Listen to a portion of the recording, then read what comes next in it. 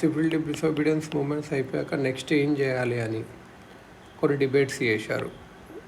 First stage of two stages of debates చేశారు. First stage of debate 3 perspectives ఇక్కడ follow అయ్యారు. Constructive work ఉండాలి, గాంధీ లైన్ల మీద కాన్స్టిట్యూషనల్ స్ట్రగుల్ ఉండాలి, ఎలక్షన్లో పార్టిసిపేట్ చేయాలి సెంట్రల్ లెజిస్లేచర్కి. In the period of political apathy, పొలిటికల్గా యాక్టివ్ లేనప్పుడు ఎలక్షన్స్ అండ్ కౌన్సిల్ వర్క్ని వాడుకోవాలి political interest and moral of people పెంచడానికి. ఎలక్షన్స్లో పార్టిసిపేట్ చేయడం వల్ల, కౌన్సిల్స్లో చేయడం వల్ల did not amount to faith in constitutional participation in elections and council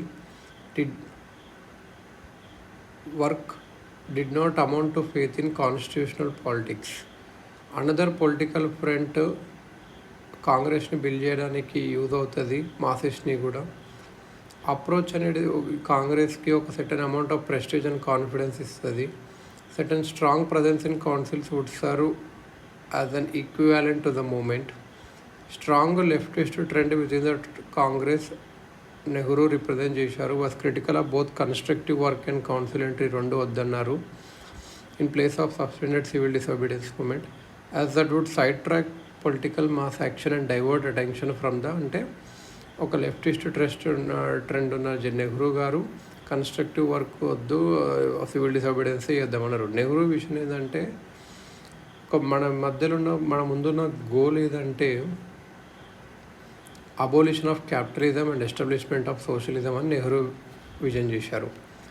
Nehru's opposition to struggle strategy ఒకటి ఉంటుంది. Struggle Congress man Gandhi lead చేశారు. ఒక mass phase of movement struggle had to be followed by phase of reprieve truce. Struggle చేయాలి ఆగాలి ఇలా అని గాంధీ లీడర్షిప్లో ఉండేది.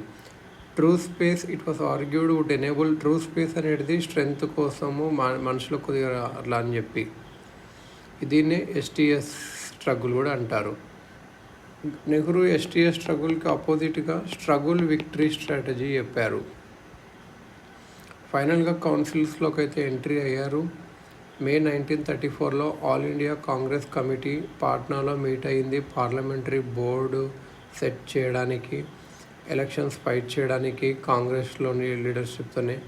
ఎలక్షన్స్లో సెంట్రల్ లెజిస్లేటివ్ అసెంబ్లీ ఎలక్షన్స్లో కాంగ్రెస్ 45 సీట్స్ గెలిచింది, 75కి రిజర్వ్ చేస్తే ఇండియన్స్కి.